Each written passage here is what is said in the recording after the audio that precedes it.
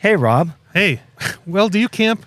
I have been, but honestly, I don't do much except for work these days. Work camping. Yeah. That's what I'm Sometimes I'll doing. sleep at the brewery, you know. Yeah. If it's late. Grain bag, bed, not comfy. Yeah. Yeah.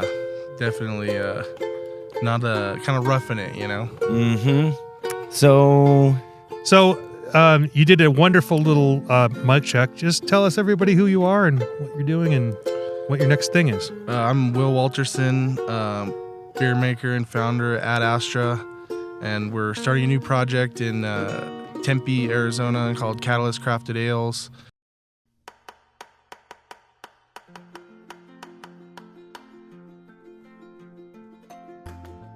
Arizona is a wildly beautiful place, brimming with over 100 brewing companies. I'm Rob Fulmer, the Executive Director of the Arizona Craft Brewers Guild. I'm joined by Deputy Director Andrew Bauman. Together we cover the state, bringing you the best of what's happening at our breweries and beyond. Welcome to Arizona Beer Frontier. I'm Will Waltherson, beer maker and founder at Ad Astra, and we're starting a new project in Tempe, Arizona called Catalyst Crafted Ales, and it's going to be a lot like Ad Astra, what we're doing there, but hyper focused on robust, rich, malty beers aged in spirit or wine barrels, and then also our version of what we call seltzers, and then obviously most types of modern craft beer, West Coast, hazy, Pilsner, pretty much all the geeky stuff. So this is happening fairly soon. Will you be so you're right now you're in the space that was Granite Mountain here in Prescott on Cortez, right? Cortez. That's correct. Street. What's to become of that, and where are you specifically going to be in Tempe? So it's really difficult brewing inside of a antique store. So we learned that over the last couple months, and we realized that we just to get to the volume that we want, it's not possible with what we have. So we're gonna keep that place as a tasting room, and it's kind of a barcade right now where there's some pinball and some arcade games. So we really like that concept. It's much different than anything up here at all. So we really think that we're doing a lot of good stuff there, and we love Prescott, and they've done us well. But there's a huge market in Tempe right now, and I know I've been down there and I've seen it, and we feel like it's a good time to bring our talents back to Tempe and start doing some bigger batch stuff, canned stuff, more bottled stuff, more barrel aged, and just do what we like and continue trying to make beer better for everyone. cool. Great. Well, it excites me that you're going to maintain your presence up here and your roots up here, because I thought that was a wonderful space, and I think that having it extend as a beer centric place really speaks to the history of that place, and so that makes me very happy. But you said you were going to be in Tempe on McClintock and Broadway, Broadway, right by the Italian ice place, that center, but. That is right by my vet. My veterinary office is right there. Well, drop your dog off, come have a beer. Yeah, well, okay. Yeah, no, that I'm very familiar with that corner. That is actually there's a couple of Chinese food restaurants, including Old Town Taste, which is one of my favorite Chinese restaurants. So there's going to be some bold flavors going on in that complex, and dogs, and a Burger King, and Italian ice. That's great. You can ignore the Burger King part. We're gonna have to have a drawing in the YouTube on this one. Yeah, I know. And it's also kind of in the neighborhood of Bottle Shop 48. So there's some elements there, right? I mean, Yeah. you know, and it's I can ride my bike there. This is all about me right now. Yeah, I'm just telling it's you awesome. I love it. how I fit in this whole I story. love it. Yeah, cool. Yeah. So for everyone who's not familiar, or maybe went into the Ad Astra brewery, or formerly the Granite Mountain, you know, they had a theory that they were going to use the adiabatic cooling, meaning they were going to use the same principles that cool things here with swamp coolers. They were going to brew seasonally, and they were going to make more traditional styles at Granite Mountain when they did that, and that's the way it was designed. And if you're wanting to do some other of these styles, although are you using the Kvike yeast a lot, or Yeah. This whole brewery wouldn't be possible if we weren't using a gimmick yeast like that. So a lot of our stuff is free risen fermented, so there's no jackets, so it makes it complicated. We came out the gate doing a lot of Kvike and then some Belgian strains, but I don't think people in Prescott understand Belgian beers very much. It's a very obscure and unique flavor, so they have more of what I call like a German palate. They like lagers and pilsners instead of the Belgian kind of more fruity flavors. So we don't do that. We just try and keep it as clean as possible, and you know, make the beers that we are proud to drink and enjoy drinking. You know. Yeah, I just Cool. listened to the All About Beer podcast with M. Sauter and Yeah. Don. Say Jeremy? no, Don say Oh, yeah. say. I'm gonna mess. His name is spelled TSE. and TSE. Yeah. It's C. Say? Okay. Please I don't move know. on. I'm sorry. They talked about Kvike yeast, and they said one of the limiting things is more lagery type of things. Although they had a lot of great things to say, and they had other guests on. But at the end, they did say that You listened to it. Good. that they did a Pilsner with Kvike over at Right Proper. Yeah. Yeah. But it's great that you were able to leverage that yeast. Andrew, have you ever brewed with that yeast? I have one going at my house right now, 3 whole gallons. How about on the production side? Yes. You know, it's they really couldn't come up with a downside other than the lagery type things. Although they said they were making lagers, so Right, that was the thing. The book is yet to be written on this yeast, in my opinion. It does a lot of things, and obviously temperature dependent, what it imparts to the beer. Yeah. And you might not be able to get around that. Well, I So think that's kind of... you might have had a volume issue there too. Yeah, the big thing for us is with the limitations on yeast, you kind of have to steer the beer, you know, but you're kind of doing what you can within your limitations. So, you know, hazy IPAs pretty natural for that style. So wheat beers pretty natural for that style. Making a stout can be a little bit more interesting, you know, or making if you're trying to make like an English style beer.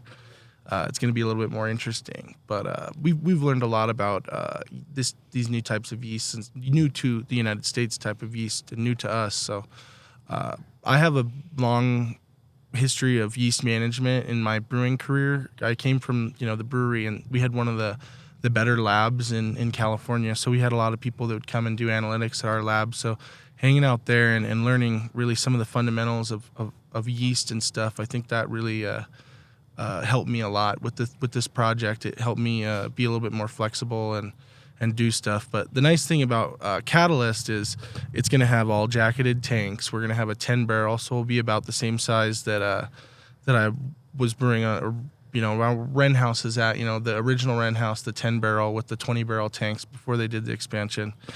And that was kind of the sweet spot for me in terms of relevancy, size, quality, and then moving through product. Yeah, I was just to say, so I don't recall what the system size was at Granite Mountain. It's a 3 barrel. 3 barrel. 3 barrel. Yeah. So It's the same one that Perch had. so you have room to grow this system or expand in Tempe, or We're going to basically, if we keep the system that we have now, it would be like a pilot or like a specialty type of thing. It wouldn't be, it's not really what we want out of a production system. No, I'm saying at the space you're going into Tempe, like, so, like 10 barrels, like, you know what? We made it. We made a tragic error. We need to have 30 barrels, 20 barrels. Yeah. 10 barrels can take you far. Yeah. You can do a lot with 10 barrels because I think there's a sweet spot. It's between 7 and 15 is right where I feel like I want them to be. So 10 for me works nice because 10 is just a good clean number in terms of tanks and stuff. So, you could get 30s if you want, and you just do 3 turns.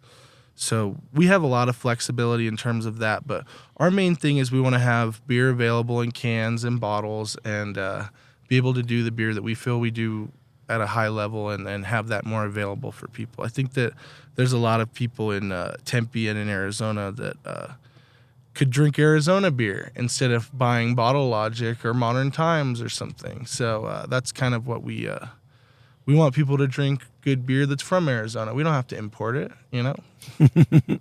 They're going to bring things here whether we like it Yeah. or not. But that doesn't mean people are going to buy it. You're absolutely right. If we had the more Arizona options we have, the more people understand those options are just as good as that beer from any other state. I think we've won that battle with people who right now understand what's going on here in Arizona, and if they follow 10 or 12 breweries or regularly do that, what I think the next step here is to get new customers and people who, we're sort of losing the battle with other types of drinks right now. I mean, that could be a temporary thing or not, but I think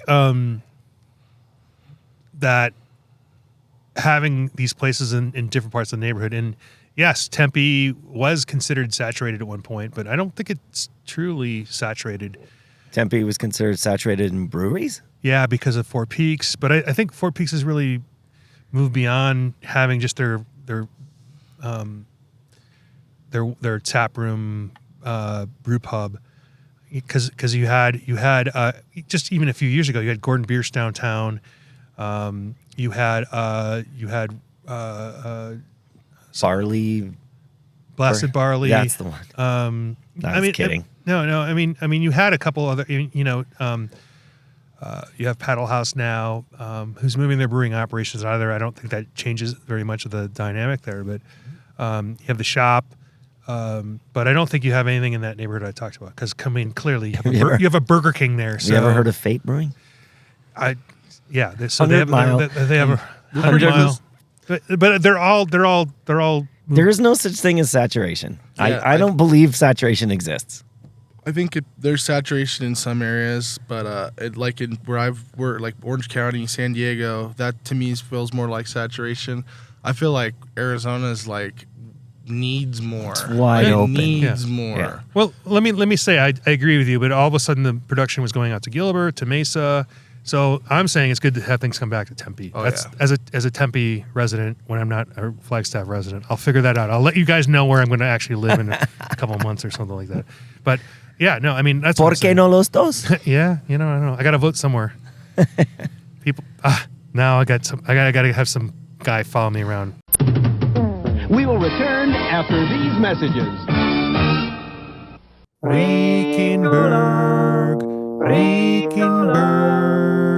Wickenburg Oktoberfest, a pleasant blend of Arizona craft breweries in an intimate setting on October 1st. Brought to you by the Arizona Craft Brewers Guild. Wickenburg. WickenburgOktoberfest.com.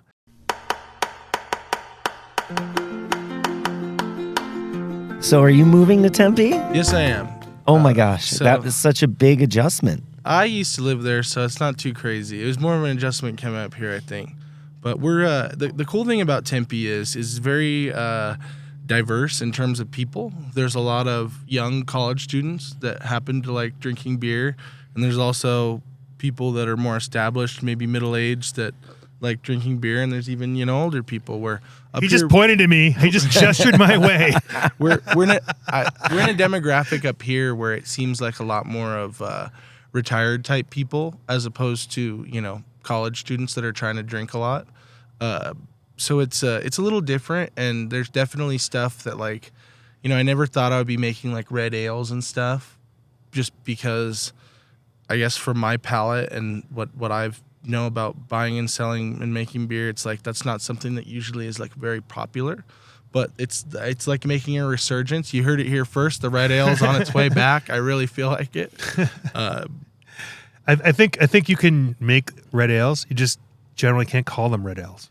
What? You gotta spice it up like an alt beer or something. I mean, you can sometimes get away with it, but like there's a brewery here in Northern Arizona that makes a red ale, but like it's truly it's an ESB. You can't call it an ESB. No, you can't call it an ESB. Yeah. People would be like, what? Yeah. So you can call it a red if it's going to be an ESB, and then maybe the next level is called something else, but they can't because they already call it that. It's complicated. It's marketing, but like you're exactly right. Like people want those flavors, and you could aggressively make a red more like an IPA, and now it's a red IPA. I once made those hoppy reds are tough to sell. They are very hard to sell. I made at one point I made both an amber and a red, which were like both sold equally in the market and in-house, and I couldn't get rid of either one because they both sold enough that I couldn't get rid of them. It drove me crazy. Yeah, there's a concept in writing called killing your darlings. So you write, and like everything you write, you think is great. And I see this with beers sometimes. You might love this beer. It might be where you started and all this other thing, but sometimes you just got to let it go and kill it off, or bring it back from the dead, rename it. I don't know. Marketing does work, but I'm just saying, like, yeah, calling it red is definitely generally you might as well call it an amber. Yeah, pregnant pause there. Ambers don't sell well either, Yeah. but It's a light barley wine. My Then it really won't sell. My experience, call it a light barley wine. That's better. Like my experience is very different. Oh, I have a barley wine in the car from Mudshark. Oh. It's a 16-ounce barley wine. It's Bob Marley, but it's Mob Barley. Mob barley. Yeah, there you go. I'm gonna try it. But I don't think it was full strength barley wine. But they make really crazy high alcohol beers up there because they're people on the river. I don't know. I'm sorry. Sorry. So we're talking about reds, and then we're talking about how sad it made you to have to do that. But here we are. Yeah, and I mean, that's the cool thing about like the whole catalyst thing. It's going to be much different than what we're doing now, but it's going to be very similar in terms of the beer. But the execution is going to be much better. We're going to have much better equipment.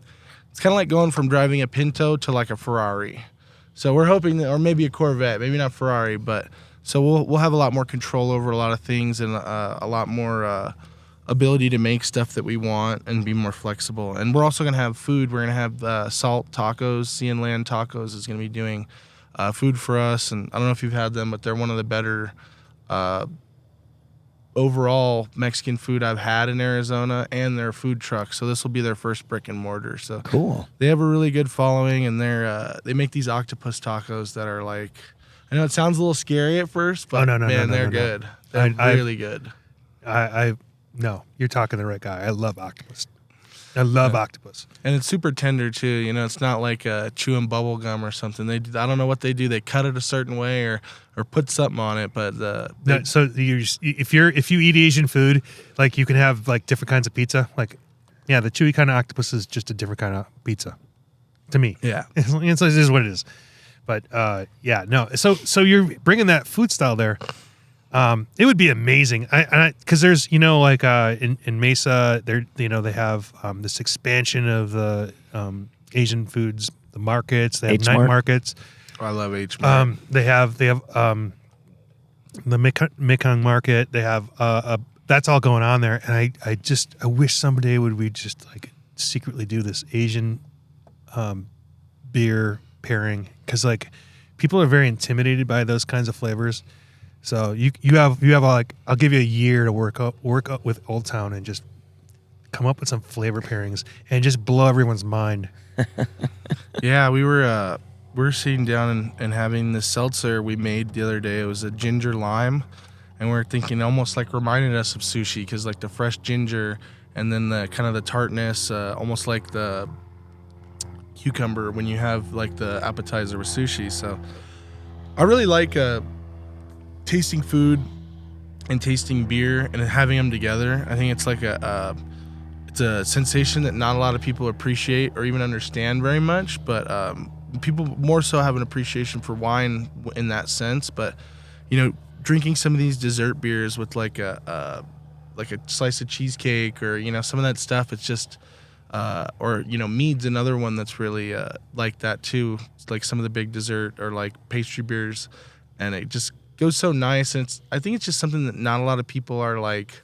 I feel like there's a lot of room for it. I don't know many people that are making these really big extravagant beers. I mean, Renhouse does it, Dark Sky does it. There's a handful of guys, but I feel like there's a lot more room. When you say big, do they have to be? What are you saying? Do they have to be big in alcohol? Just super flavorful? Well, I guess flavor big was what I would say, but most of the time when you have a beer that's really like rich, it takes a lot to get it out, to make it be like that. There's a lot even on the seltzer side, or on the seltzer side. I mean, I've done seltzers up to 13%. So I mean, it just depends on how you want to cut them or whatever.